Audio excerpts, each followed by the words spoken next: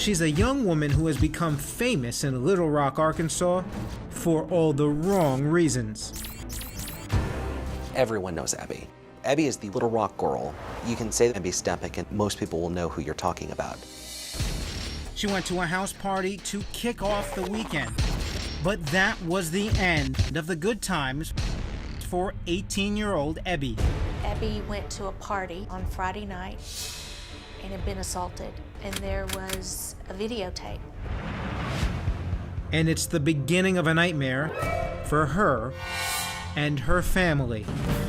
She got extremely upset and was threatening to go to the police about it. And then 2 days later, she disappears. Yes. Gone and nowhere to be found.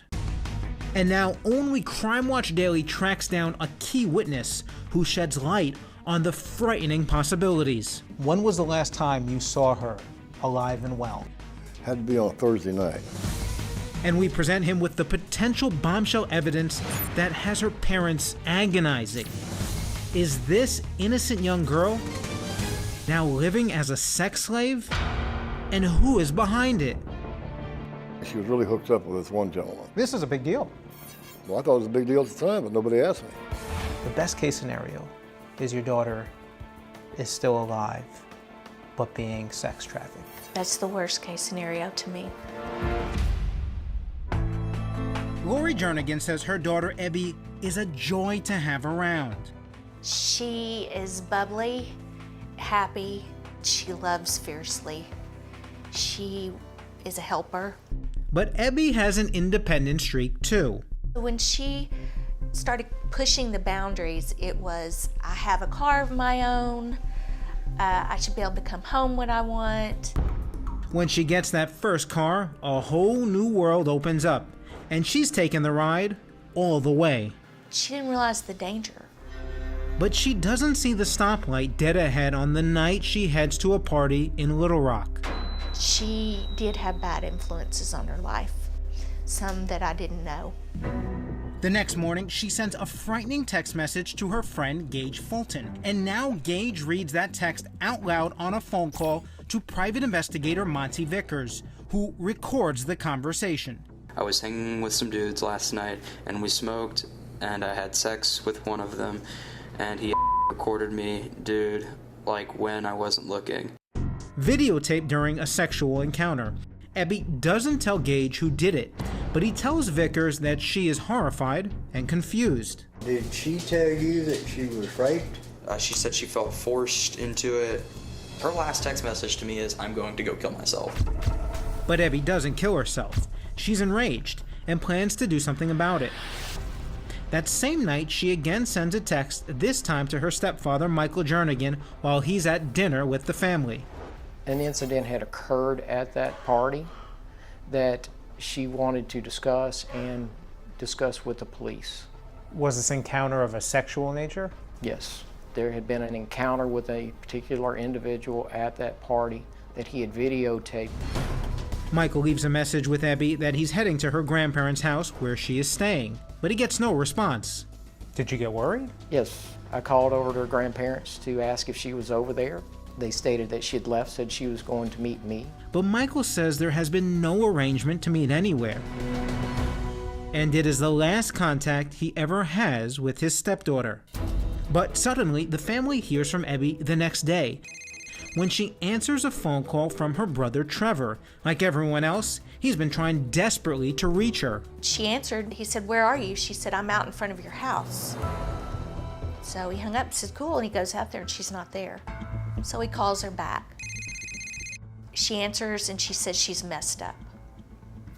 And he said, where are you? And she said, I'm in my car. And he said, where's your car? And she said, I don't know. And hung up. And that's the last time anyone talked to her. And now the family is truly alarmed and terrified for the fate of their Abby. He called the police immediately. And he said, you've got to look for her car. I know something's wrong. Something's happened. They listed her as a runaway and they weren't going to look for her. No possibility that she just decided to leave town on her own for whatever reason. She would move out and hang out, which was really unusual. But she would never run away and not talk to her family. and Ebby's family is searching for her everywhere until days after her disappearance, they suddenly get news that leaves them thunderstruck once more. Ebby's car is reported at a nearby city park by security guard Guy Hooper, abandoned. This is a surveillance image of her car on the road shortly after she went missing, but police are not saying exactly where or if anyone was in the car with her. Called Little Rock, notified them the car had been sitting there for 3 days, and they had gotten the car and taken it in. Seems like a big break in the case, right? Big Right. break for you, only to find no Ebby. It was devastating. I can't describe to you how bad that was that night. Finding her car and not her. You might as well have told me she was dead. It was unimaginable. And what police find in her car only deepens the family's fear that something terrible has happened to Ebby. What 18-year-old leaves their cell phone or their clothes, her makeup? She spent all of her money on makeup. Her contact lens, she can't see without contacts. But Lori says she still can't convince police that Ebby is a victim of foul play and not a runaway. No matter how hard I tried, I could not get detectives to do anything about it. Not only that, Ebby's family says they still don't know if some of the people who were with her at the party have even been questioned by police. Michael says Ebby gave him some names in that last text conversation, but he will not reveal them for fear of jeopardizing the ongoing investigation. Do you know who these people are? I know 2 of the individuals. Okay. Do the police know who they are? Yes, Have the police been able to question them? not to my knowledge. 18-year-old Ebby Stepek has been missing for weeks, and the alarming possibility that she has been sex trafficked haunts everyone who knows this case. How does the sex trafficking work? They picked up this girl, lock her up in a room, feed her with heroin, keep her doped up. They charge guys to have sex with her to the point where she's just a zombie slave. The best case scenario is your daughter is still alive, but being sex trafficked. That's the worst case scenario to me. If she's not with us anymore, she's in peace. The search for any signs of her goes on with no results until the day a team stumbles across a gruesome sight in a remote area of Little Rock. There were some clothes found. There, I believe, were handcuffs found. And they said, we found a leg. Nothing prepares you for that. But here's a shoe. And it was a shoe like she had had before. But they breathe a big sigh of relief when the find turns out to have no connection with Ebby's disappearance. We were told very fast that it was animal remains and that the clothes had nothing to do with Ebby. But Ebby's family still wants to keep up a full court press on finding her. They hire private investigator and former Little Rock police detective Monty Vickers, and he says he tries to help the department work better with the family. The last thing that we need to do is to run out here and start our own investigation and interfere with the police investigation some way. So we basically did nothing other than try to communicate with the police department and stay in communication with the family. But he still does a lot of digging himself. About 5 months after Ebby goes missing, he visits security guard Guy Hooper, the man who reported Ebby's abandoned car at a city park. We tracked down Guy Hooper ourselves, and he gave us the shocking details about seeing Ebby with 2 young black men in the park only days before she disappeared. It was late evening. I advised them everybody to leave the park, which they did. Then a few days later, I run into her again with another young black gentleman. This time they were in the back seat of the car. And the third time, she was back with another couple of gentlemen. And you're sure it was Ebby? Yes, sir. Yes, sir. After I saw the pictures of her later on, of course, I didn't have a name at the time. And Hooper says he notices one guy in particular who he says is there all 3 times. They were hugging, kissing back and forth back there. Do you remember what these guys look like? Especially the one that she was close to. Do you remember in your head? Yeah, he's about 5'6", 5'7", had long dreads. And his eyewitness account is about to go ballistic when we show him what we've brought along with us. I want you to do me a favor. There was a bust involving sex trafficking that took place in Louisiana. But the individuals, many of them who were arrested, have connections to Little Rock. I want you to look at their mugshots and you tell me if you recognize any of them. Again, if you don't recognize anyone, you don't recognize anyone. But if you do, just let me know. Yes, to this middle one on the top, and gentleman on the left. Which individual was the one kissing and hugging Ebby? This gentleman right here. The guy with the dreads? Yes, sir, the guy with the dreads. How positive are you? About 70%. But I'm pretty sure this was the gentleman that was directly with her. It's a stunning development that could have a major impact on the search for Ebby.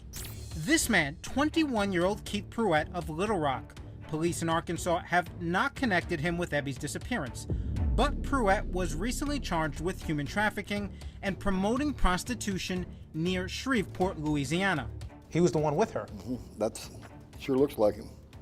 Sure looks like him. Also charged in that case in Louisiana, 23-year-old Gary Jackson of Little Rock. Guy Hooper also pointed out Jackson as the second man he believes he saw in the park with Ebby.